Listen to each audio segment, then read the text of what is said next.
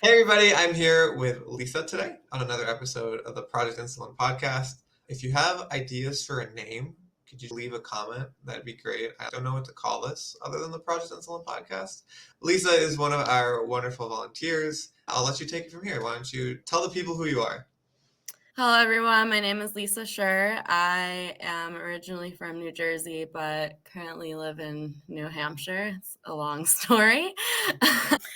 I've been type 1 diabetic since 1990, so almost 25 years in November, which is kind of crazy to say out loud. I was diagnosed at a very young age, obviously at 6, but kind of always growing up knew that this was something I was very passionate about and wanted to be involved in the diabetes space in some shape or form moving forward in my life. I'm currently working as a clinical research coordinator over at Dartmouth Hitchcock.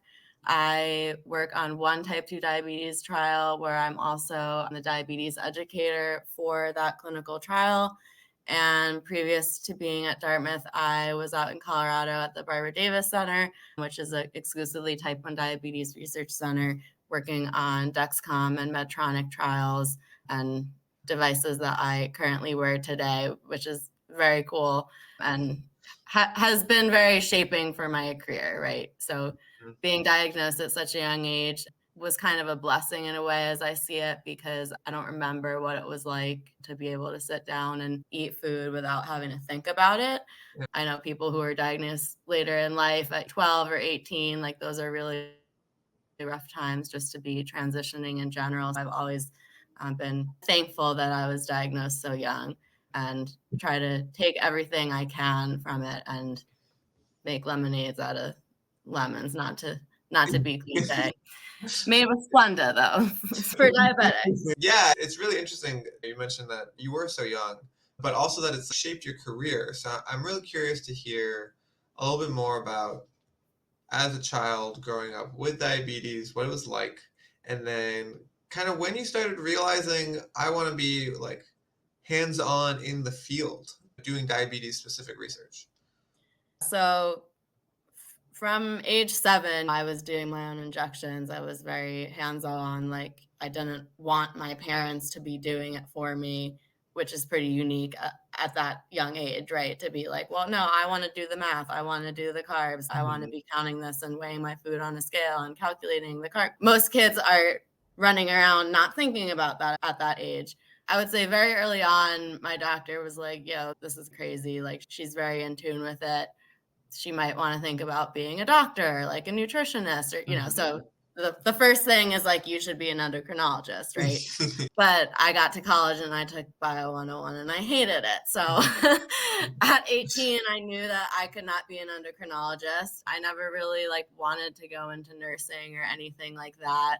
And it wasn't really until I would say being in college, I was a co-founder of UPenn's chapter of the College Diabetes Network. And that was a really exciting opportunity to be involved on a college campus and have basically a diabetes club. My nutrition minor, as soon as we got to touch on diabetes in those classes, that was very exciting for me to get to do projects on. My first big project was on the role of vitamin D and type 2 diabetes onset. So little things along the way in college. And then once I graduated, I wasn't really sure if I wanted to go get a job right away or go into grad school.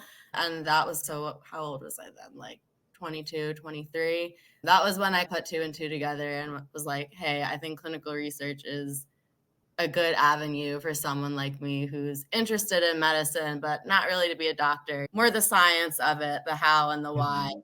I applied to get my master's in public health. I studied epidemiology, and doing my thesis, I needed a really big type 1 diabetes data set because I wanted to do my thesis on type 1 diabetics naturally, or that seemed natural to me. I guess not every type 1 does their thesis on that. So I needed a big type 1 diabetes cohort, and that's how I fell upon the University of Colorado. Was working with them out there to get their data from a specific study. And then that study was done at the Barbara Davis Center, which is where I wound up working. everyone kept telling me, "Oh, you wanna go into clinical research, stop pigeonholing yourself with diabetes, stop only applying to diabetes jobs," and I was like, "No, I have absolutely no interest in anything else except exclusively diabetes." It took me a long time to get a job, but it was exactly what I wanted to do, and then I was out there for about 3 years. So, like I said before, I got to run the Dexcom G7 trials, do work on Medtronic closed loops, the iLet, the Beta Bionics iLet pump that's out now, like, I ran the pilot trial for that. Just really cool stuff that Yeah.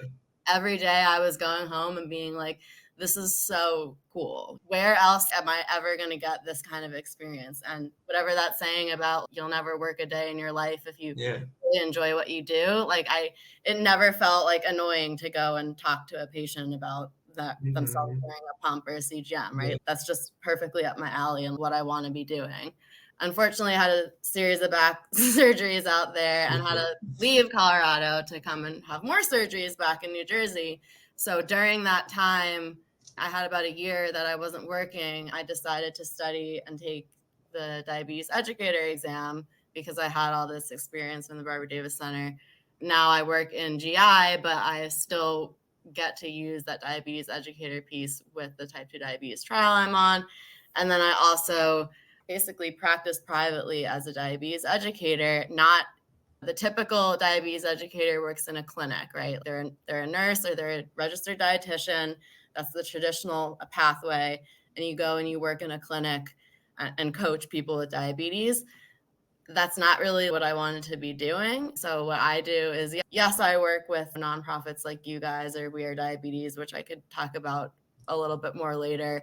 And yes, at work, I have a research role where I'm using it. But I'm 30 years old. I'm on social media, not Instagram, but I'm on other social media. And I see I'm in a lot of like diabetes groups and follow a lot of diabetes pages. And I see so many people who comment things and they need help and they need someone to look at their blood sugars, or they need a quick Mhm. question about what a medication does, and they're on Facebook or they're on Reddit like asking questions, and how are they supposed to discern what's real, who's a Mhm. professional, who's just a rando, who might actually have diabetes and know what they're talking about, right? You can get all kinds of answers if you put something online. And I've kind of taken that and will reply to things or message them privately and be like, hey, I'm a certified diabetes educator. If you would like help working privately on your blood sugars, this is what I'm able to do. Or it's just like a quick question where they just want to know more about Ozempic or something and Mhm. they don't know how to navigate Google. They don't have the resources to be able to take the internet and find the right information from it. And that's Yeah. where I come in, where rather than being this typical healthcare model, right? Like people just need quick answers without having to set up clinic appointments, without Right. having to bill through insurance, without having to wait months to have an appointment or navigating a healthcare system. And obviously, I think that's useful because I'm doing it, but I kind of wish that was a more widely use of Mhm. being a diabetes educator is helping people like in different spaces like that rather than just monetizing it and going to a clinic and billing off to insurance, Right. right? Right. What about these kind of corners of the internet or just like corners of society? I even have family friends that they're diagnosed with type 2 diabetes and they have a CGM or something and they don't know what to do with the numbers. They have the data, Uh-huh. but they don't know what to do with it. People who just need like basic education, I think that's a really underserved area of the community is Yeah. just basic education for diabetics without having to go through that kind of infrastructure, without having to have it accompanied with your doctor and make it an official thing. And of course, I'm not charging people for these services. I'm able to do that the position I'm in. I work a full-time job and do this on the side, especially like what I do with We Are Diabetes. Not everyone's able to do that, but I try to help people the best I can. And oftentimes that is just a random person on the internet. And if that's what I'm accomplishing, then great. It's very interesting to hear your perspective, but I don't know, you're kind of like a Robin Hood. You're like, it's just going around. It's not redistributing wealth, but you're distributing education and kind of like being a safety net all by yourself. Right. Which is like really incredible and inspiring. I'm curious, you have mentioned We Are Diabetes a couple times now. Tell us a little bit about that. So, We Are Diabetes is an organization that I got involved in 2019. Was also the main driver of becoming a diabetes educator. They're a nonprofit organization that works with specifically people with type 1 diabetes who have diabulimia, when you restrict insulin to lose weight, essentially. And there's this whole subset of the population that type 1 diabetics who have eating disorders are unable to get care in traditional settings because most eating disorder rehab places or clinics, they don't really know what to do with people with type 1 because there's so much calculations and math and like real medicine behind it that you can't just tell someone stop thinking about what you're eating, right? Because Hmm. they need to think about that because they have type 1 diabetes. So the organization originally was built to facilitate patients being able to go to eating disorder programs and working with those programs, providing them type 1 diabetes resources and coaching the programs about type 1 diabetes so that they were able or felt comfortable taking on patients with diabetes, like serving as a bridge. But they expanded that, and now they also have a mentorship program. And I'm saying now, this was really 5 years ago, but what I'm really mainly involved in is their mentorship program where they take patients who you have to apply to be in the program, and you're someone who's struggling with diabulimia is matched with a mentor. So someone like myself who has maybe dabbled in that or severely dabbled in that in the past, like not myself, but some other people like have had more serious cases of it. And we serve as just a real support system for the patients. And whether that's like texting or phone calls or FaceTime, whether that's every day or whether that's only when they're in the hospital, like you navigate that with each client that you've had. So I've had maybe like 5 or 10 over the years, but particularly one of those became one of my best friends today. And you're able to really empathize with the patients, but you also become friends with them, right? Yeah, Because you're talking to them all the time, and it's not really a typical therapist relationship because you're yeah, texting them and you can talk to us about anything, whether that's diabetes or other stuff. That was a really big inspiration for me going down that path, was just realizing how much I get out of helping other people who just don't have anywhere else to go. They just like yeah. need someone else with diabetes who gets it to listen and maybe bounce some ideas back off them. We're not giving them medical advice. We're Mhm. not telling them how much insulin to take or things like that, but it's really more of a support system kind of thing. That's also just been a really important nonprofit work that I've done that's Yeah. been really meaningful to me, but also it's so important that people are educated about this. Someone in endocrinology at Dartmouth was also talking to me about how they didn't realize until they came to a different clinic how many people with type 1 really struggle with that. Very often overlooked because doctors think, oh, that's a psychology thing. That's not my problem. And I actually Yeah. had that experience myself as a 16-year-old. I remember telling my endocrinologist and my mom too. She was like, hey, Lisa's kind of struggling. She's a distance runner now, and like everyone wants to be really thin, and she's kind of like Mhm. obsessing over like nutrition and stuff. Can you talk to her? And he was like, I don't do that. That's not my business. And that Yeah. obviously had a lasting effect on me. Yeah. And it's just really sad. I think, oh, that's not my problem. And in reality, this is directly affecting like your patient's diabetes control. They're running themselves high on purpose because they have a psychological problem and it's Yeah. manifesting itself as their A1C being 12, but yeah, it's a psychological problem. So Right. you might want to care about it, Yeah. it's just sad. It's sad to experience things like that. And I think a lot of what I do with my careers has been born out of that, right? Like my own experiences of of fighting the system and navigating healthcare and Mm. wanting to make that better for other people. I knew about this. Obviously, we've talked before, but it just sounds awful. Yeah, that's just awful to be brushed off. And I'm glad you talked about We Are Diabetes because it's just a good resource to have for people. And we'll put a link in the description of this episode if anyone is interested in learning more about it. I have to ask you because this is now you do research in diabetes, you help with two different nonprofits focused on diabetes. Do you get burnout? Do you get diabetes burnout? And if you do, there's no separating your work self from right, like you're still entrenched in diabetes even if you yourself are going through burnout. So I'm curious, A, what does that experience feel like if it happens, and B, what do you do about it? Yeah. So actually, me transitioning to GI, to gastroenterology, was like part of my dealing with that, right? Like, I loved what I was doing out in Colorado, but yes, absolutely. There are some days where I was just like, holy shit, literally all I do. Like, I'm at work and I'm downloading someone else's CGM data. Sometimes it's like, whose blood sugar is this? Or like someone's CGM's alarming, and I was like, is it mine or is it the patient? Yeah, there were times where it was a lot. Now the job that I have, having only one study being a diabetes study and the 5 or 6 other studies are Crohn's or ulcerative colitis or things like that. That is a good balance, Yeah. basically. But yeah, I would say when I was only doing diabetes trials, it was definitely a lot.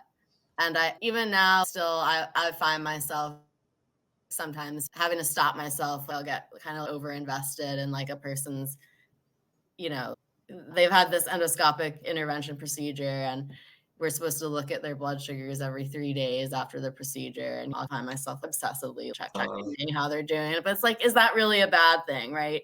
So, yes, there's definitely burnout, but also every time I take a break from it or this is too much, then I find myself missing it. I don't know. I would say I have more burnout just as a person with blood sugars that are sometimes really annoying. Like Mhm. the past few weeks, this week has been calmer, but most of March, I literally have no idea why. My sugars, I've just had a lot of like roller coaster days Mhm. where I've been like touching 300 like most days or having bad lows and just up and down. So I feel like that's more the burnout I have where it's just like, I'm really trying here, but this seems it's just not gonna go my way, and no matter what I do, my blood sugar is gonna be out of range. What do you do, and then what do you tell people as a diabetes educator when they're on these roller coasters and you can't figure out why, and they just kind of happen sometimes? What do you say, or what do you tell others, and also what do you do yourself? Yeah, so the biggest thing is usually your basal's probably too fast. You're taking too much long acting because you keep plummeting every time. Why do you keep plummeting down? We know why you're going up because you're treating the low, you're eating too much and you're shooting up. But then why are you coming down so fast and so hard? Either you're completely overcorrecting, which you definitely know, or your basal's too fast, which is a little harder to tell Mhm. sometimes. So yeah, I was on this roller coaster the past few weeks and I'm like talking to my dad and I'm like, this is so annoying. What am I?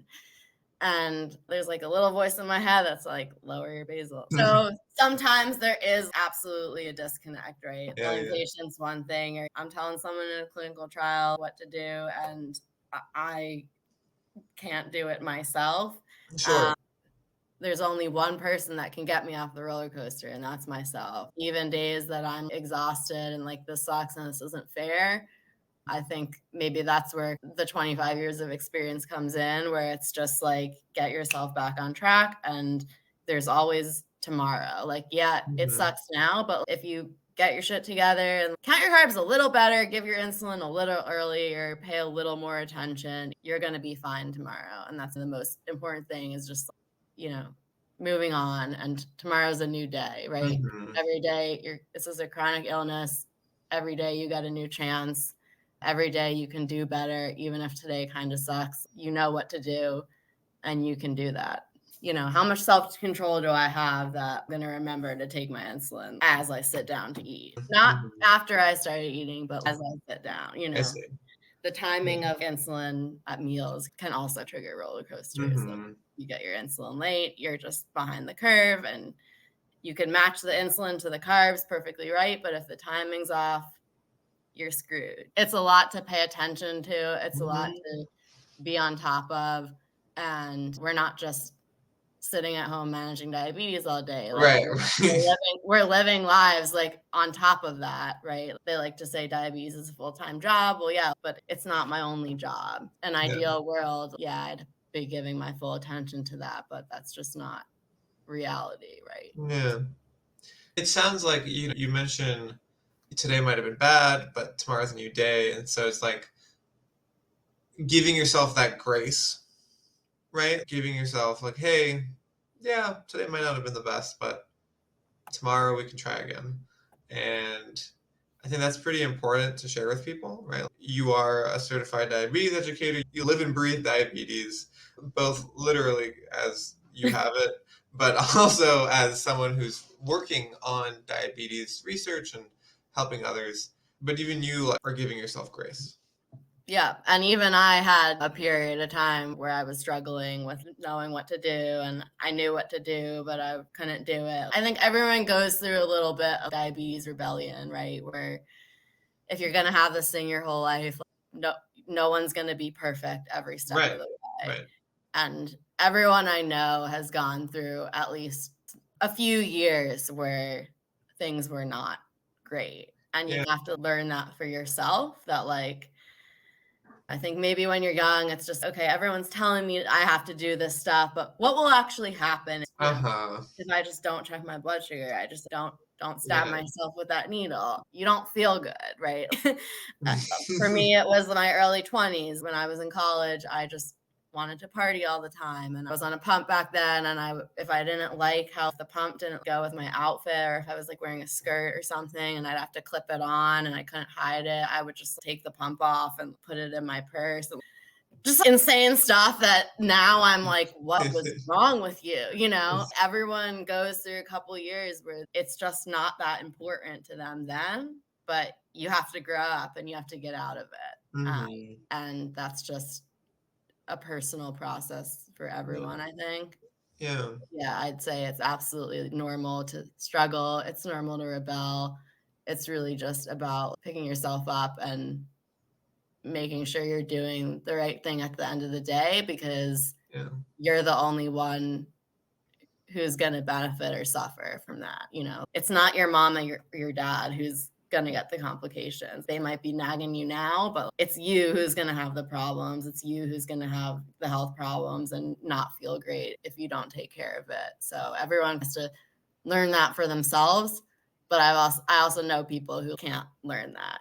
That's why Yeah. it's so important to really educate people and help them understand, because if you understand why it's so important to control it, maybe it'll be easier to do Hmm. it. Yeah. Yeah. Well, thank you, Lisa. This has been a really great, this has been very educational.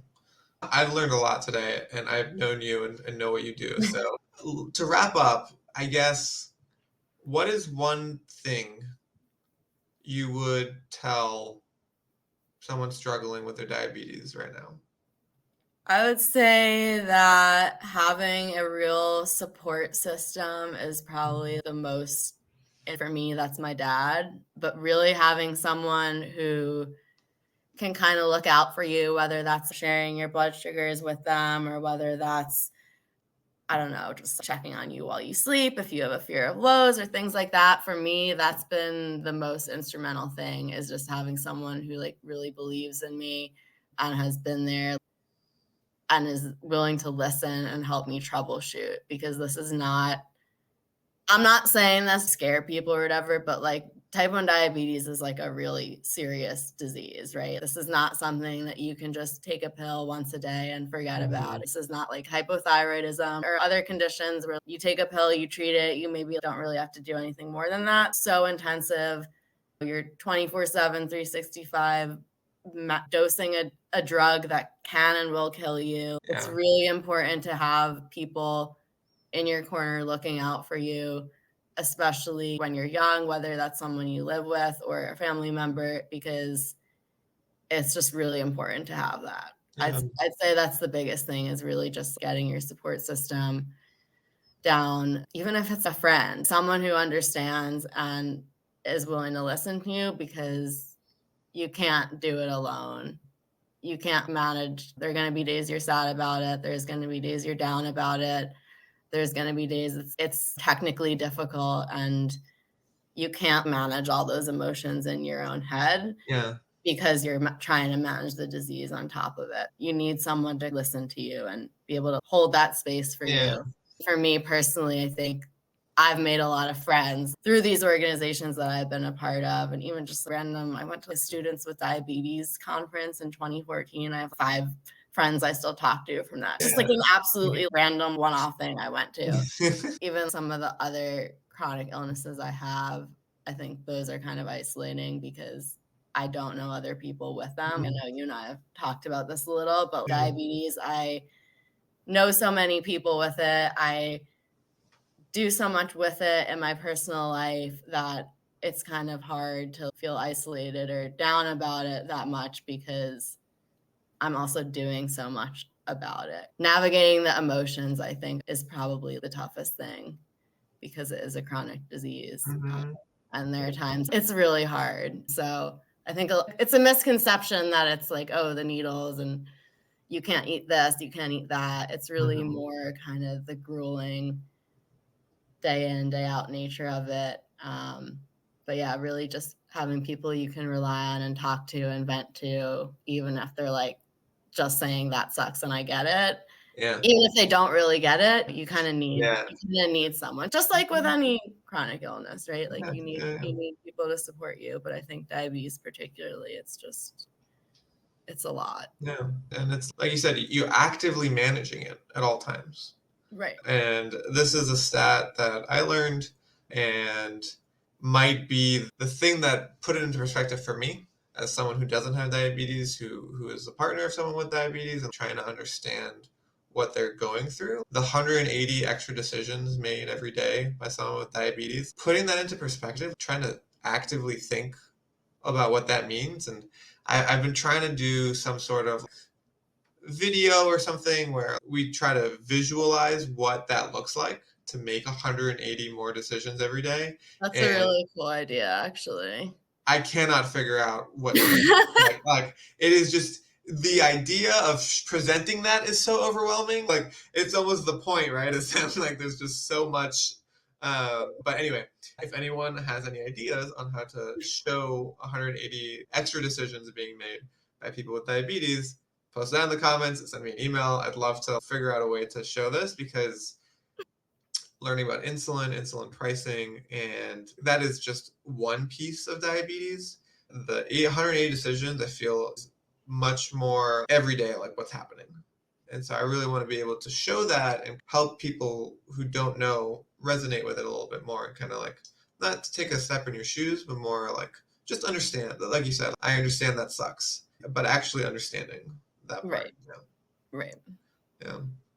Lisa, I got one more question for you because I never one more question and then end it with one more question.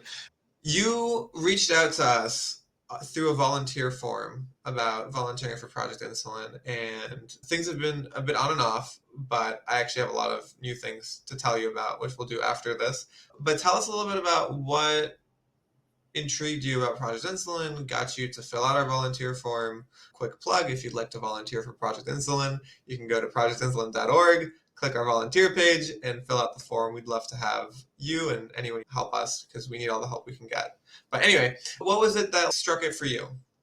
This is actually like the most random thing. This guy on LinkedIn who I don't know him in real life. His name is Matt Robinson. He messaged me about his book. He wrote a Mm-hmm. book about Ivy Leagues or something. I wound up just buying the book, ordering the books from him. And I bought one for my parents too, because they both went to Cornell and Columbia. And he was just like, oh, what can I do to help you or something? And I Mm-hmm. guess Yeah. he was looking at my just diabetes, diabetes, diabetes. And I guess he knows you somehow, Yeah. and that was literally how I heard of Project Insulin. It's a really random story. I can fill you some context there. So Matt and I met 2 or 3 years ago. I was trying to start doing press releases and just like PR at large, Right, and because saw that he was in Boston. And so I was like, hey, could you help us? And he was like, yeah, I'd love to. And so he helps with any press releases we write. He's connected me to a couple of radio hosts and stuff like that. And I introduce him to people. He specifically does like food related content. I introduce him to any food people I know. But yeah, he wrote a book, and it's about. I did not expect this to go this way. And you've read the book, but yeah. it's like fun facts and little stories about all of the Ivy League schools because his dad went to, I think it was Brown. It might have been Penn. Brown or Penn. Yeah, it was like once his dad passed, he wrote this book as in honor to his dad. And now that we're talking about it, I guess we're going to plug Matt Robinson's book. I don't remember the name, but if you're interested, let me know. I can find it for you. Yeah, he was calling it PI, and PI is a really like meaningful acronym in clinical research. And I was at work and I was just like, what the hell? And finally he said Project Insulin, and I Googled it. I was like, oh, this is really up my alley. This is perfectly up my alley. That's really random, but sure, let me go on their website. So that is how I filled out the volunteer form. That, As soon as I realized what you guys were, it was, I mean, it was a no-brainer, right? All yeah. I care about is diabetes. So yeah, it was not really a question of whether it was something I wanted to be involved in as soon as I learned about it. So Yeah. yeah. Everybody else, you don't need to get a LinkedIn message from Matt Robinson. You can just go straight to the website. You can skip the first part. This has gone off the rails a little bit, so I'm gonna wrap it up and then. Thank you, Lisa, for coming, for sharing your story, telling us about being a diabetes educator, telling us about weird diabetes, diabulimia, working with people with type 1 and type 2. Really appreciate it. Really cool insights. If anyone wants to get in touch with you, has any questions about diabetes, I don't want to blow you up with more emails, but how could people reach you? Yeah, I'd say my email is probably the best way. So it's just my name, Lisa.m as in Melanie, .sher, SHER at gmail.com. Awesome. Well, thank you, Lisa. Thank you, everyone, for joining us. Really appreciate all the support we're getting. If you enjoy the content, please like, subscribe, and do all the other things. And we'll be back with another one.